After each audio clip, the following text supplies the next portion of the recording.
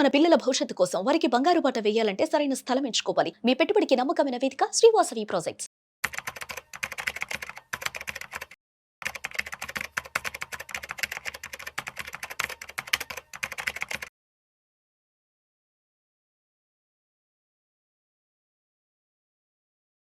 Hello everyone, welcome to Suman TV. This is anchor Lasya Reddy. Financial freedom ఒకప్పట్లో savings అన్నా, investment అన్నా, FD, లేకపోతే retirement అయిన తర్వాత ఆ రిటైర్మెంట్ వచ్చిన డబ్బులతో చక్కగా ఇల్లు కట్టేసుకున్నాం, అదే పెద్ద అచీవ్మెంట్ అనేసుకుంటున్నారు. కానీ ఇప్పుడు ట్రెండ్ మారిపోయింది. 30 బిలోనే ఇల్లు కొనేస్తున్నారు అండ్ 40 ఇయర్స్కి ఎర్లీ రిటైర్మెంట్ అంటున్నారు. ఇంత డిఫరెన్స్ ఎలా వచ్చింది అంటే only through financial management. But ఇందులో కూడా చాలామంది యంగ్స్టర్స్ తప్పులు చేస్తున్నారు. ఎస్పెషల్లీ మిడిల్ క్లాస్ వాళ్ళు ఎలాంటి తప్పులు చేస్తున్నారు అండ్ ఫినాన్స్ మనం ఎలా మేనేజ్ చేసుకుంటే we will become rich and wealthy అనేది చాలా క్లియర్గా ఈ పాడ్కాస్ట్లో ఎక్స్ప్లెయిన్ చేయడానికి వచ్చారు రేవంత్ చెల్లమల గారు, వెల్త్ మేనేజర్. నమస్కారం రేవంత్ గారు. నమస్తే. ఆఫ్టర్ లాంగ్ టైం ఎలా ఉన్నారు? All good, thank you. All good. పైగా ఇప్పుడు ఇన్ని ఇన్వెస్ట్మెంట్ ప్లాన్స్, ఇన్ని ఇన్వెస్ట్మెంట్ ఐడియాస్ ఉన్నాయి. ఏవి బెస్ట్ ప్లాన్స్? ప్రతి ఒక్కరు కంపల్సరీ ఇన్వెస్ట్మెంట్ చేయాలి లైఫ్లో, మిడిల్ క్లాస్ వాళ్ళైనా, రిచ్ పీపుల్ అయినా, ఇప్పుడిప్పుడే ఉద్యోగం తెచ్చుకున్న యంగ్స్టర్స్ అయినా ఏది బెస్ట్ ప్లాన్స్ అంటారు మీరు? ఇక్కడ బెస్ట్ అంటూ ఏది ఉండదు, అంటే సూటబిలిటీ ఉంటుంది. ఓకే. అంటే ఒక్కొక్క మనిషికి ఒక్కొక్కటి సూటబుల్ ప్రోడక్ట్ అని అంటాం. ఇప్పుడు ఒక ఆటో డ్రైవర్ ఉన్నాడు అనుకోండి. ఆటో డ్రైవర్ వచ్చి డైరెక్ట్గా మ్యూచువల్ ఫండ్స్లో పెట్టుబడి పెడతానంటే it may not be suitable. ఎందుకు? ఆయనకి టర్మ్ ఇన్సూరెన్స్ రాదు. ఫస్ట్ ప్రతి ఒక్క మనిషి టర్మ్ హెల్త్ లేకుండా పెట్టుబడి పెట్టద్దు అంటాం.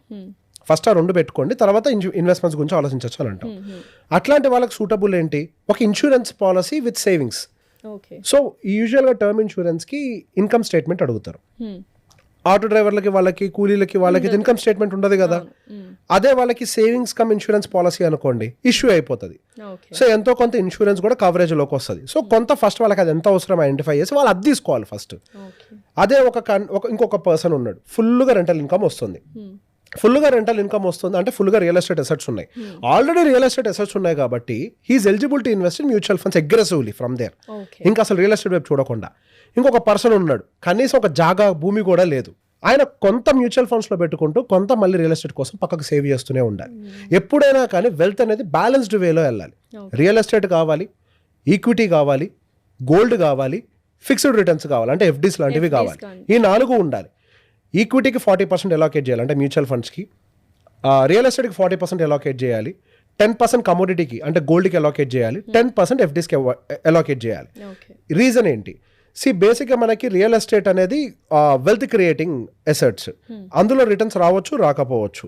బట్ మనకి జీవితంలో ఎప్పుడైనా మధ్యలో అవసరాలు వస్తూ ఉంటాయి, cash related.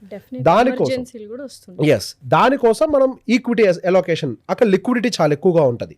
When ever we need we can take it out. Number 2 వచ్చేసరికి సైక్లిక్ ప్రాసెస్ లో మార్కెట్ తిరుగుతూ ఉంటుంది. ఒకసారి ఈక్విటీ రిటర్న్ ఇస్తే, ఒకసారి రియల్ ఎస్టేట్ రిటర్న్ ఇస్తుంది. సో ఓవరాల్ పోర్ట్ఫోలియో బ్యాలెన్స్డ్ గా అప్ సైడ్ మూవ్ అవుతుంది. ఈ 2 వెల్త్ క్రియేట్ చేసుకుంటూ మన అవసరాలను తీర్చడానికి ఉపయోగపడతాయి. ఎఫ్డి ఏంటంటే మీరు అన్న ఎమర్జెన్సీ కోసం.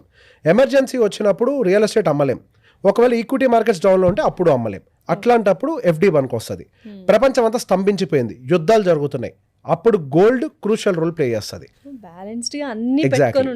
ఎగ్జాక్ట్లీ. మరి ఇప్పుడు 1,00,000-2 లక్షలు సంపాదించే వాళ్ళు అయితే ఇవన్నీ పెట్టుకోవచ్చు. 25,000 30,000 సంపాదిస్తున్న శాలరీ ఉన్న వాళ్ళు ఎలా చేయాలి? ఇవన్నీ బ్యాలెన్స్ చేయడం కష్టం. ఫస్ట్ వాళ్ళకు ఉండేటువంటి అసెట్స్ ని రీబ్యాలెన్స్ చేయాలి.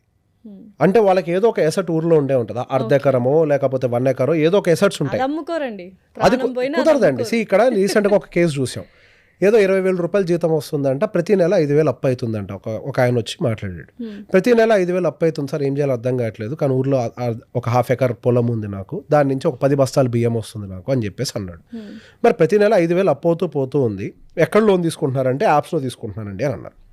కట్టరు, పెరుగుద్ది. ఒక టైంకి మీ 1/2 ఎకరం భూమి కూడా పోతుంది, ఖచ్చితంగా పోతుంది. దాని బదులు కనీసం దాన్ని అమ్ముకొని హైదరాబాదులో 50 గజాలు భూమి వచ్చిన సిటీలో మీకు ఎంతో కొంత రెంట్ వస్తుంది. లేదు 50 లక్షలు తీసుకొచ్చి సిటీ మూల ఎక్కడైనా 50 లక్షలకు ఒక ఫ్లాట్ దొరుకుతుంది.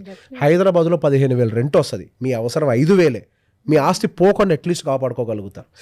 50 లక్షలు తీసుకొచ్చి మ్యూచువల్ ఫండ్లో పెడితే 6% రిడీమ్షన్ చేసిన నెలకి 25,000 బయటికి తీయచ్చు. మీ అవసరం 5,000. ఇన్ని సొల్యూషన్స్ ఉన్నాయి మీ కళ్ళ ముందు. తెలియదు పాపం. ఎగ్జాక్ట్లీ, అవేర్నెస్ లేదు. అక్కడ ఏమవుతుంది, ఊర్లో పొలం అమ్మగానే వీడు హైదరాబాద్ వెళ్ళిపోయి నాశనం అయిపోయాడు అని అనుకుంటారు. నేను ఆయన అదే మాట అన్నా, అమ్ముకోవచ్చు కదా సార్ అంటే ఊర్లో వాళ్ళు వద్దంటున్నారు సార్ అని అంటే, ఆ ఊర్లో వాళ్ళు 5,000 అప్పు కట్టమనండి. అయితే ఆబ్వియస్లీ వాడు కట్టడు కదా అప్పు, ఇప్పుడు ఏం చేశాడు ఆ మనిషి? ఏమీ చేయలేదు, ఆలోచించుకుంటున్నారు ఉన్నాడు, అంతే, ఆలోచించుకుంటారు. ఇది అంత ఈజీ కాదండి. ఇంట్లో భార్య ఒప్పుకోవాలా, ఊర్లో మళ్ళీ అన్న తమ్ముళ్ళు ఒప్పుకోవాలి, ఆ చుట్టుపక్కల బాబాయిలు అందరు ఒప్పుకోవాలి, బాబాయిలు పెద్దనాన్నలు, ఆ పరువు ఏది, ఆ పూర్తిగా అప్పుల పాలైపోయి ఆ పొలం అమ్ముకోవాల్సిన సిచ్యువేషన్ వచ్చినప్పుడు పరువు లేదా? ఆ సిచ్యువేషన్లోకి దిగజారకుండా ముందు మనం జాగ్రత్త పడాలి కదా. సార్ మీరు బోల్డ్ ఎంతమందిని అంటే మీ క్లయింట్స్ ఉంటారు, ఒక డిజాస్టర్ కేసు ఫినాన్షియల్ మేనేజ్మెంట్ చేసుకోక అండ్ ఒక సూపర్బ్ కేసు, నాకు ఏమైనా కేస్ స్టడీ చెప్తారా డిఫరెన్స్? ఒక మనిషి కలవడానికి వచ్చారండి, ఎంత దారుణం అని అంటే అసలు నాకు ఆయన మాట్లాడుతుంటే నా కళ్ళ మీద నీళ్ళు తిరిగిపోతున్నాయి. He stable person. ఆయన ఏ ఊరు ఏ బిజినెస్ కూడా చెప్పను, బట్ కేసు చెప్తాను, అందరికి ఉపయోగపడుతుంది. ఒక బిజినెస్ చేస్తున్నాడు ఊర్లో, స్టేబుల్ ఇన్కమ్ వస్తూనే ఉంది. ఏదో ఒక ల్యాండ్ కొంటాం అని చెప్పి అప్పు చేశాడు. ఆల్రెడీ సొంత ఇల్లు అన్నీ ఉన్నాయి, ల్యాండ్ కొనడానికి అప్పు చేశాడు. అప్పు చేసిన తర్వాత అప్పును తీర్చడం కోసం అని చెప్పేసి మళ్ళీ బ్యాంకులో లోన్ తీసుకునే ప్రయత్నం చేశాడు. బయట ₹2 వడ్డీ ఎక్కువ అవుతుందని చెప్పేసి బ్యాంక్ కూడా మొత్తం వీలే కొద్దిగా ఇచ్చాడు. ఇంకొక వైపు బ్యాంక్ ఈఎంఐ కట్టాల్సి వస్తుంది, ఇంకొక వైపు ఇక్కడ వడ్డీ కట్టడానికి కూడా డబ్బులు సరిపోవట్లేదు. అదే టైంలో అక్కడ ఇన్కమ్ ఏమో అంత రావట్లేదు. దాంతో ఏమైంది, నేను డెవలప్మెంట్ చేసి ఒక ల్యాండ్ తీసుకొని డెవలప్మెంట్ చేసి మొత్తం కట్టేసి అమ్మేస్తే నాకు లార్జ్ సమ్ ఆఫ్ డబ్బులు వస్తాయి కదా, మొత్తం అప్పు క్లియర్ చేయొచ్చు కదా అని స్టార్ట్ చేశారు పాపం ఆయన. బ్యాడ్ సినారియో ఏంటి అని అంటే ఆ ల్యాండ్ డిస్ప్యూట్లోకి వెళ్ళింది. హారబుల్. ఇంకేం చేసి నన్ను బయటపడ్డు. ఐపీ పెట్టుకోవడం తప్పించి ఇంకో దారే లేదు, ఇన్సాల్వెన్సీ ప్రకటించడమే, ఇంకొక దారి లేదు. ఎవరికి విషయాలు తెలియవు, భార్యకు కూడా విషయం తెలియదు. చెప్పండి సార్, ఎప్పటికైనా తెలియాల్సిన విషయం అంటే తట్టుకోలేదు సార్ అని భయపడుతున్నాడు ఆయన. ప్రాపర్ ప్లానింగ్ లేక మరి అంతే కదా. స్టేబుల్ ఇన్కమ్ వచ్చే ఆయన ఏదో కొనాలని చెప్పి ఏదో ప్రయత్నం, రాంగ్ మెథడ్స్, ఫార్ములా కరెక్ట్ గా లేదు, ఎగ్జిక్యూషన్ సరిగ్గా లేదు. మనం ప్రతి ఒక్క దాన్ని ప్రాపర్ గా క్యాలిక్యులేట్ చేసుకుంటేనే కొన్నిసార్లు మనం అనుకున్న దానికి వ్యతిరేకంగా జరుగుతాయి. ఏ క్యాలిక్యులేషన్ లేకుండా ఇలా దిగిపోతాయి. ఇప్పుడు మీకు వచ్చే దాంతో రూపాయి దాచిపెట్టుకొని కొనుక్కునేదాన్ని ఇన్వెస్ట్మెంట్ అని అంటారు, అప్పు చేసుకునేదాన్ని ఇన్వెస్ట్మెంట్ అంటారని ఎవరు చెప్పారు? ఇప్పుడు మరి అన్ని రియల్ ఎస్టేట్ లో కూడా ప్లాట్స్ కి వాటికి కూడా బ్యాంక్ లోన్స్ ఇస్తాం, 80 to 90% అవైలబుల్ గా ఉంది అంటున్నారు కదా. అది వాళ్ళ వ్యాపారం అండి, అది బ్యాంకుడికి వ్యాపారం అంతే. అది ఒక అసెట్ కొనేస్తున్నాం. ఇప్పుడు ఒక రియల్ ఎస్టేట్ అసెట్ వేస్తే బాగుపడేది ఇద్దరండి. ఒకటే రియల్ ఎస్టేట్ వెంచర్ వేసిన వాళ్ళు, 2 బ్యాంకు నుంచి లోన్ ఇచ్చేవాళ్ళు ఆ బ్యాంకరు. ఎప్పుడైనా ఒక లాజిక్ ఆలోచించండి, ఒక రియల్ ఎస్టేట్ వెంచర్ వేసినప్పుడు బిల్డర్ బాగుపడతాడా, కొన్నడు బాగుపడతాడా? Obviously builder. అంతే కదా, బేసిక్ అదే కదా. వ్యాపారస్తుడు ముందు బాగుపడతాడు, మీరు బాగుండాలని వాళ్ళు ఎందుకు కోరుకుంటారు? మార్కెట్లో భాగం కింద ఒక టైంకి అది పెరిగితే మీరు బాగుపడతారు అంతే. మీ బాగు కోసం ఆలోచించా వాడు వ్యాపారం చేసేది, ఆయన బిజినెస్, అది అంత తప్పేం లేదు. హీఈస్ డూయింగ్ హిస్ బిజినెస్, అది ఆయన వ్యాపార ధర్మం అలా చేయడం. డబ్బుండి మీరు అది కొంటే మీకు అది ప్లస్ అవుతుంది. మీరు కరెక్ట్ గా అనలైజ్ చేయాలి, అసలు కొనే టైమింగ్ కరెక్టా కాదా అని. కోకాపేటలో పెరుగుతుంది అనగానే పనోమని కోకాపేటలో కొన్నారు, ₹1 పెట్టి ల్యాండ్ కొన్నాడికి ఇప్పుడు 80 లక్షలు అడుగుతున్నారంట. మళ్ళీ అమ్ముదాం, నాకు డబ్బులు అవసరం అమ్ముదామని ఎవరో ట్రై చేస్తుంటే 80 lakhs ఇస్తామంటున్నారంట. అట్లానే వేరే జిల్లాల్లో కూడా ఏదో 75 లక్షలకు ల్యాండ్ రేట్ పెరిగిందంట పెట్టుబడి పెట్టాక ఎక్కడో, మళ్ళీ అక్కడి నుంచి ప్రతి చోట అదే పరిస్థితి. మనం కూడా రీసెర్చ్ చేసుకోవాలి కదా. వెంచర్ వేసేవాళ్ళు వాళ్ళ బిజినెస్ వాళ్ళు చేస్తున్నారు కరెక్టే, మరి మన రీసెర్చ్ ఏమైంది? హైదరాబాద్ అని అంటే ఒక కోకాపేట ఉందా, లేదంటే ఫ్రెండ్ కొంటున్నాడని కొనేస్తాము, కానీ వాడి ఫినాన్షియల్ సిచ్యువేషన్ వేరు, మన ఫినాన్షియల్ సిచ్యువేషన్. తనకి బ్యాకప్ ఉండొచ్చు, వెల్త్ జనరేషన్ అంటే జనరేషనల్ వెల్త్ ఉండొచ్చు. సో ఇది మర్చిపోతున్నారు. ఏ ఇద్దరి బాడీ ఒకటి కాదండి. ఫీవర్ వస్తే మీరు ఒకలాగా రియాక్ట్ అవుతారు, నేను ఒకలాగా రియాక్ట్ అవుతా. పారాసిటమాల్ మీకు ఒకలాగా పనిచేస్తుంది, నాకు ఒకలాగా పనిచేస్తుంది. ఏ ఇద్దరి ఫైనాన్షియల్స్ కూడా ఒకటి కాదు. మీకు సిబ్లింగ్స్ ఉన్నారా? మీ ఇద్దరు సేమా? లైఫ్ స్టైల్ ఎక్స్పెండిచర్ కాదు కదా, ఏది సిమిలర్ కాదు కదా. ఒకళ్ళ కడుపులోనే పుట్టారు కదా. మీ నాన్నగారికి సిబ్లింగ్స్ ఉన్నారా? సేమా ఇద్దరు కాదు కదా. మరి మీరు మీ ఫ్రెండ్ ఒకటి ఎట్లా అవుతారండి? ఎవరి సిచ్యువేషన్స్ వాళ్ళకు ఉంటాయండి. కరెక్ట్. కూడా ఈ సాఫ్ట్వేర్ వాళ్ళే బాగా ఎక్కువ కంపారిజన్స్ అయిపోయి ఒక్కరు ఫ్లాట్ కొంటూనే అందరు పలోమని ఫ్లాట్లు కొనేస్తున్నారు. నిజంగా ప్లాట్ కొనడం బెటర్, ఫ్లాట్ కొనడం బెటర్ అంటే మళ్ళీ రియల్ ఎస్టేట్ ఎక్స్పర్ట్ని అడగాలేము. బట్ స్టిల్ ఏది కొన్నా it is not about plot or flat అండి, it is about what you need. మీకేది అవసరం? జీవితం అంటే ఇల్లేనా? సరే మీకు ఇల్లు ఉందండి, మీ అమ్మాయి ఫీజు కట్టమని చెప్పండి, ఇంటిని మీకు రోజు అన్నం పెట్టమని చెప్పండి, కట్టాలి ఈఎంఐ ఇంటికి, అంతే కదా. మరి ఇప్పుడు జీవితంలో ఇల్లు అనేది ఒక భాగం. ఫస్ట్ దీన్ని గుర్తుపెట్టుకోవాలి, ఇల్లు శాశ్వతం కాదు, ఇల్లు కూడా ఒక టైం కూల్చాల్సిందే. ఇల్లు మన జీవితంలో ఒక భాగం. మన జీవితంలో మనకి ఈ ఇల్లు అంటే మనం రిటైర్ అయ్యే లోపల చాలా బాధ్యతలు దాటుకుంటూ పోవాలి. పిల్లల ఎడ్యుకేషన్, మధ్యలో వచ్చే ఎమర్జెన్సీస్, వాళ్ళ పెళ్ళిళ్ళు, వాళ్ళ సెటిల్మెంట్లు, మళ్ళీ మన కోసం కొంత మనకు మనం బతకటము కొంత, ఇన్నిట్లో ఇల్లు ఒకటి. గిల్లే అంతా అని చెప్పి ముందలకి వెళ్తే మరి వీటన్నిటిని ఎవరు చూస్తారు? సరే అండి, మీ అమ్మాయిని ఉద్యోగానికి పంపించేటప్పుడు మాకు ఒక ఇల్లు ఉంది అని చెప్పేసి అపార్ట్మెంట్ డాక్యుమెంట్స్ ఇచ్చి పంపించండి, ఉద్యోగం ఇస్తారా? ఇవ్వరు. దేనికి ఇస్తారు? తన స్కిల్ కి, టాలెంట్ కి, కదా. ఎడ్యుకేషన్ కి. మరి మీ ప్లానింగ్ దేనికి ఉండాలి? ఎడ్యుకేషన్ కి ఉండాలి. అసలు పెట్టుబడి ఏది? ఎడ్యుకేషన్. రైట్. మరి మీరు ఎక్కడ పెడుతున్నారు పెట్టుబడి? మీరు పెట్టడం తప్పు కాదు, ఎప్పుడు పెడుతున్నారు అనేది. రెండు బ్యాలెన్స్ చేసుకోవాలి. ఎగ్జాక్ట్లీ. ప్రతి దానికి ఒక టైం వస్తుందండి. ఆ టైం వచ్చినప్పుడు అది చెయ్యాలి. చదివి కాకరకాయ కేకరకాయ అవ్వకూడదు. అయితే ఒకప్పుడు జనరేషన్ అంటే తెలుసు, రిటైర్ అయిన తర్వాత డబ్బు దాచుకొని ఆ రిటైర్మెంట్ డబ్బులతో ఇల్లు కొనుక్కున్నారు. Exactly correct. అది బెస్ట్ ప్లాన్ అని మీరు చాలా సార్లు చెప్పారు మన వీడియోస్ లోనే. బట్ ఇప్పుడు ఏంటి ఎర్లీ రిటైర్మెంట్ అనుకుంటున్నారు. Is it correct plan early retirement అనేది? అసలు ముందు మన జనరేషన్ వాళ్ళు రిటైర్మెంట్కి ఎలిజిబుల్ కాదంట నేను. ఎందుకంటే 30 ఏళ్ళు 25 ఏళ్ళు లోన్ పెట్టుకుంటే ఎప్పటికీ వాళ్ళు తీర్చేది. అసలు వాళ్ళు రిటైర్మెంట్కి ఎలిజిబుల్ కాదండి. నేను ఇంతమంది ఫైనాన్షియల్స్ చూస్తూ ఉంటాను కదా, వాళ్ళందరి జీవితం చూస్తుంటే నాకు భయం అవుతుంటుంది. 40 years ఏజ్ గ్రూప్ ఉన్న వాళ్ళకి వాళ్ళ యాక్చువల్ లైఫ్ టార్గెట్స్ అచీవ్ అవ్వాలి అని అంటే పర్ మంత్ 2.5 లక్షలు SIP చేస్తే కానీ వాళ్ళ జీవితం నుంచి బయటపడరు. ఇప్పుడు చెప్పండి, వాళ్ళు నిజంగా రిటైర్మెంట్కి ఎలిజిబుల్లా? Not at all.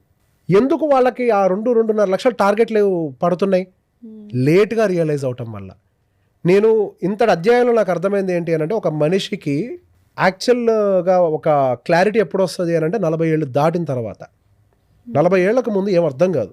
30 బిఫోర్ నేను ఏమైనా చేయగలుగుతాను, నాకు అన్నీ తెలుసు, కంప్యూటర్ ఉంది కదా, నాకు కంప్యూటర్ వాడటం వచ్చు కదా, కంప్యూటర్ వాడటం వచ్చినప్పుడు కంప్యూటర్లో ఉండే ప్రతి పని నేను చేయగలుగుతాను అని అనుకుంటాడు. 35 ఏళ్ళు వచ్చే టైంకి ఏంటి ఏమీ కదలట్లేదని ఆలోచిస్తాడు. 40 ఏళ్ళు వచ్చే టైంకి నేను ఏమి చేయలేదని రియలైజ్ అవుతాడు. అప్పుడు మాలాంటి వాళ్ళ దగ్గరకు వచ్చి ఇప్పుడు ఏం చేయాలని అడుగుతారు. అప్పటికి చేయడానికి ఇంకేం మిగలదు. వాళ్ళు అప్పుడు ఎందుకు వస్తారు అని అంటే, వాళ్ళ సీనియర్స్ ఉంటారు కదా ఆల్రెడీ, వాళ్ళు ఇబ్బంది పట్టడం వాళ్ళు చూస్తారు కళ్ళతో, వాళ్ళ క్లారిటీ వస్తుంది. అంటే రేపు 45, 50 వచ్చేటానికి నా పరిస్థితి కూడా ఇదే అని. సో అయితే 40 ఏళ్ళకు ఒకవేళ జీరో సేవింగ్స్ ఉంటే మనం ఫ్యూచర్ ఇంకా ఊహించుకోవడానికి భయంకరంగా ఉంటుంది. You can retire. ప్రతి ఒక్కళ్ళు వచ్చి I want to retire early అని అంటే you are not eligible for retirement. I'm very sorry to say. ఒక ఆయన పాపం ఎక్కడో న్యూజిలాండ్లోనో ఎక్కడో సమ్ ఆఫ్రికన్ కంట్రీస్లో ఎక్కడో జాబ్ ఎప్పుడో వెళ్ళిపోయాడు ఆయన. 50 ఏళ్ల వయసు, మొత్తం పెట్టుబడి రియల్ ఎస్టేట్లో పెట్టారు, సగం ల్యాండ్స్ డిస్ప్యూట్లోకి వెళ్ళినాయి. సార్ ఇక నేను తిరిగి వచ్చేద్దాం అనుకుంటున్నాను, మీ పిల్లల పరిస్థితి ఏంటంటే ఇంటర్మీడియట్ సార్, బాగా చదువుతున్నారు, బాగా ఖర్చు పెడుతున్నాను, నేను తిరిగి వచ్చేద్దాం అనుకుంటున్నాను, ఇక ఇనఫ్ ఆఫ్ ఎర్నింగ్ అని చెప్పేసి just want check with you అని చెప్పి ఫోన్ చేశారు. ఐఎమ్ వెరీ సారీ సార్, మీ 60 దాకా ఇక్కడ రావడానికి వీలు లేదు, బికాస్ మీ దగ్గర ఉన్న అసెట్స్ అన్నీ రియల్ ఎస్టేటే, అందులో సగం డిస్ప్యూట్లో ఉన్నాయి, మీకు నెలకు వచ్చేసరికి 3 నుంచి 4 లక్షలు ఖర్చు ఉంది, 3-4 లక్షల ఖర్చుని ఇండియా వస్తే ఎట్లా ఎఫోర్డ్ చేస్తారు? లైఫ్ అంతా away from the family. Exactly. సి ఇన్వెస్ట్మెంట్ రియల్ ఎస్టేట్ లో పెట్టారు, బాగా పెట్టారు, చాలా డిసిప్లైన్డ్ గా పెట్టారు. He is very disciplined. ఆయనకు ఎంత బాధ అనిపిస్తుంది, నేను ఇంత డిసిప్లైన్డ్గా ఫ్యామిలీకి దూరంగా ఉండి నేను నోరు కట్టుకొని నేను రియల్ ఎస్టేట్ కొని పిల్లల కోసం ఆస్తి సంపాదించాక కూడా 60 ఏళ్ల దాకా ఈ రేవంత్ నన్ను ఇండియాకి రావద్దన్నాడు అని ఫీల్ అయి ఉంటాడు ఆయన. కానీ రియాలిటీ ఏంటి అని అంటే ఈజ్ నాట్ ఎలిజిబుల్. ఎందుకు? డబ్బులు లేవు. క్యాష్ ఏది? రేపు ఇంజనీరింగ్కి క్యాష్ ఏది? రేపు మీరు ఇండియా వచ్చాక నెలకి 2-3 లక్షలు ఖర్చు పెట్టుకోవడానికి క్యాష్ ఏది? ఇన్కమ్ ఏమన్నా వస్తుందా? పోనీ కొనేదేమన్నా మీరు కమర్షియల్ ప్రాపర్టీలు కానీ కమర్షియల్ కాంప్లెక్స్లు కట్టి రెంట్లు వసూలు చేస్తున్నారా? సో ఫినాన్షియల్ మేనేజ్మెంట్ అనేది ఇంత ఇంపార్టెంట్, చాలా ఇంపార్టెంట్. అయితే మన ఓల్డర్ జనరేషన్ అంటే మన పేరెంట్స్ జనరేషన్ ఒక రాంగ్ అడ్వైజ్ ఇస్తూ ఉంటారు మనీ అంటే గ్రో అవ్వడానికి. ఏంటి ఆ రాంగ్ అడ్వైజ్? ఆ అడ్వైజ్ ఎందుకు తీసుకోకూడదు ఇప్పుడున్న జనరేషన్? డబ్బులు దాచుకోండి అని అంటారు. దాచుకోవడానికి మీనింగ్ ఏంటి ఎవరో చెప్పరు. ఇప్పుడు 50,000 దాచుకుంటే ఫ్యూచర్లో అది 5 రూపాయలు కూడా ఉండదు. ఇక్కడ ఒక చిన్న ప్రాబ్లం ఏంటంటే మనం చూసే మన విజన్ రేంజ్ కొంత ఉంటుంది. మనం అదే ప్రపంచం అని అనుకుంటాం, అంతకు మించి మనకేం తెలియదు. మన విజన్ రేంజ్ ఇంత అయితే ఇదే ప్రపంచం, మనకి ఇదే కరెక్ట్, మిగతాదంతా తప్పే అని అనుకుంటాం. కానీ రియాలిటీ ఏంటి అని అంటే డే బై డే ప్రతి ఒక్కటి ఎవాల్వ్ అవుతూ ఉంటుంది. పేరెంట్స్ అనుకుంటారు పిల్లలకి ఏం తెలీదు, మేము వాళ్ళని గైడ్ చేయకపోతే, వాళ్ళని ఫోర్స్ చేశాను కొన్ని పనులు చేయించకపోతే వాళ్ళ జీవితం పాడైపోతుంది అని. రీసెంట్గా ఒక కుర్రోడు వచ్చాడు, సార్ నాకు పెళ్లి చేయాలని చూస్తున్నాడు మా నాన్న, పెళ్లి చేయడానికి నా డబ్బులన్నీ తీసుకుపోయి ఇల్లు కొనమంటున్నాడు, మీ వీడియోలన్నీ విన్న తర్వాత నాకు ఒక క్లారిటీ వచ్చింది, ఇల్లు కొంటే నా జీవితం రోడ్డును పడుతుంది అని, మా నాన్నని తీసుకొస్తే మీరు చెప్పండి సార్ అని అన్నారు. నేను ఆయన కోసం వీడియో చేసి పంపించా ఏం జరుగుతుంది అన్న విషయం మీద. సార్ మీరు ఇల్లు కొనమంటున్నారు, 100% నిజం సార్, ఇల్లు అనేది ప్రతి మనిషికి కావాలి, కానీ మీ అబ్బాయి ఒక IT ఎంప్లాయ్, మీకు ఇప్పుడు జీతం వస్తుంది కాబట్టి మీరు ఒక గవర్నమెంట్ ఎంప్లాయీ కాబట్టి మీలాగా 60 ఏళ్ళు వస్తుందని అనుకుంటున్నారు. మీ అబ్బాయికి 60 ఏళ్ళు జీతం రాదు. మీ ఖర్చు 50,000 కాబట్టి మీ అబ్బాయి ఖర్చు కూడా 50,000 ఉంటుంది అనుకుంటున్నారు. కాదు, ఈ అబ్బాయి ఖర్చు 1,00,000 నుంచి 1,50,000 ఉంటుంది. ఈ అబ్బాయి లైఫ్ ఎక్స్పెండిచర్ అనేది గోయింగ్ ఫర్దర్ మ్యారేజ్ అయిన తర్వాత ఇంకొంచెం పెరుగుతుంది. Life style upgrade based on the partner ఇంకా పెరుగుతుంది. పిల్లలు పుట్టాక ఇంకా పెరుగుతుంది. ఆ అబ్బాయికి క్యాష్ అసెట్స్ కావాలి సార్. గతంలో మీ అబ్బాయిని చదివించినప్పుడు అంతంత క్యాష్ అవసరం పడలేదు సార్. మీకు గతంలో ఎఫ్డీలో డబ్బులు పెట్టుబడి పెట్టినా 13-12% వడ్డీలు వచ్చాయి. ఈ రోజు వచ్చే 6% తోటి దేనికి డబ్బులు సరిపోవండి. రేపన్న రోజు క్యాష్ నీడే ఎక్కువ ఉంటుందండి. క్యాష్ నీడ్ లేకుండా ఇక్కడ ఈ ప్రపంచంలో ఏది జరగబోదండి. ఎవరి దగ్గర క్యాష్ ఉంటుందో వాళ్ళే కింగ్ అండి. క్యాష్ రిచ్ అసెట్స్ ని బిల్డ్ చేసే విధంగా మీ అబ్బాయిని తయారు చేసుకోండి అని చెప్పి ఒక వీడియో పంపించాం. సో ఏంటా cash rich assets? It could be mutual funds. Even the beauty with the mutual funds ఏంటంటే అండి, మ్యూచువల్ ఫండ్స్ అంటే ఎంతసేపటికి మ్యూచువల్ ఫండ్స్ అంటాడని అనుకుంటారు. Mutual fund is not just equity. Mutual funds లో గోల్డ్ ఉంటుంది, మ్యూచువల్ ఫండ్స్ లో silver ఉంటుంది, mutual funds లో ఈక్విటీ ఉంటుంది, మ్యూచువల్ ఫండ్స్ లో రియల్ ఎస్టేట్ ఉంటుంది. మీరు రియల్ ఎస్టేట్ నుంచి రెంటల్ ఇన్కమ్ కావాలి అని అంటే బయట ఒక 2 కోట్లు 3 కోట్ల ప్రాపర్టీ కొనాలి. అక్కడ నేను 100 రూపాయలు పెట్టినా నాకు 6% డివిడెంట్ ఇస్తారు. సూపర్. నాకు రెంటల్ ఇల్లు వస్తుంది. హ్యాపీ కదా. అంటే మన స్తోమతకు తగ్గట్టుగా we can build. So we have opportunity. Sir mutual fund word అర్థం చేసుకోండి. మ్యూచువల్ గా గ్రూప్ ఆఫ్ పీపుల్ ఒక దగ్గరకు వచ్చి ఒక ఫండ్ని క్రియేట్ చేసి దాన్ని మ్యూచువల్ ఫండ్ అంటారు. అది ఈక్విటీయా, రియల్ ఎస్టేటా, గోల్డా కాదు. అందులో అన్నీ ఉన్నాయి. మీరు ఎందులోనే పెట్టచ్చు. అందులో ఎఫ్డీస్ ఉంటాయి, అంటే బాండ్స్ ఉంటాయి, అన్నీ ఉన్నాయి. Mutual fund is a combination of all asset classes. ఒక చిన్న తేడా ఏంటంటే ఫిజికల్ ట్రాన్సాక్షన్ చేసినప్పుడు రియల్ ఎస్టేట్ లో you can't sell it immediately. ఇక్కడ లిక్విడిటీ ఈజీగా దొరుకుతుంది. సో ఇప్పుడు మనం రియల్ గా రియల్ ఎస్టేట్ కొంటున్నప్పుడు ఫిజికల్ గా మీరు బయర్ ని సెల్లర్ ని ఫిజికల్ గా ఐడెంటిఫై చేయాలి. అదే మ్యూచువల్ ఫండ్ లో ఉందనుకోండి, ప్రపంచవ్యాప్తంగా ఉండే ప్రతి ఒక్కళ్ళు ఇన్వెస్ట్మెంట్స్ పెడుతూ ఉంటారు, తీస్తూ ఉంటారు. అంటే బయర్ సెల్లర్స్ ఉంటారు కాబట్టి లిక్విడిటీ అవైలబిలిటీ ఎక్కువ, ఈజీ ట్రాన్సాక్షన్ జరుగుతుంది. కొన్ని కోట్ల మంది పార్టిసిపేట్ చేస్తారు. ఇప్పుడు మీరు ఒక ల్యాండ్ని సేల్కి పెడితే 10 మందో 20 మందో 100 మందో లిమిట్. ఆన్లైన్లో అదే మ్యూచువల్ ఫండ్స్లో అది ఓపెన్ ఆర్డర్ అవుతుంది. సో మీకు ఈజీ లిక్విడిటీ దొరుకుతుంది. మీకు అవతల అవసరం ఉండి అమ్ముతున్నారా లేకపోతే మీరు జస్ట్ అట్లా అమ్ముతున్నారా అనేది చూడరు. ఇక్కడ అవసరం ఉండి అమ్ముతున్నారు అని అంటే తక్కువ ఇస్తారంటారు డబ్బులు. అక్కడ అట్లా ఉండదు కదా. లైవ్ మార్కెట్ ప్రైస్, మ్యానిపులేషన్ తక్కువ, సెక్యూరిటీ ఎక్కువ. So mutual funds is for everything, not just equity. Thank you so much Revanth garu. It's an eye opening podcast. యాక్చువల్గా ఫినాన్షియల్గా ఫ్రీడమ్ ఉండాలి అండ్ ఫినాన్షియల్ డిసిప్లిన్ ఉండాలి అని చాలామందికి ఫుల్ పాడ్కాస్ట్ చూస్తే డెఫినెట్లీ అర్థమవుతుంది. థ్యాంక్స్ ఫర్ కమింగ్ అండి. Most welcome.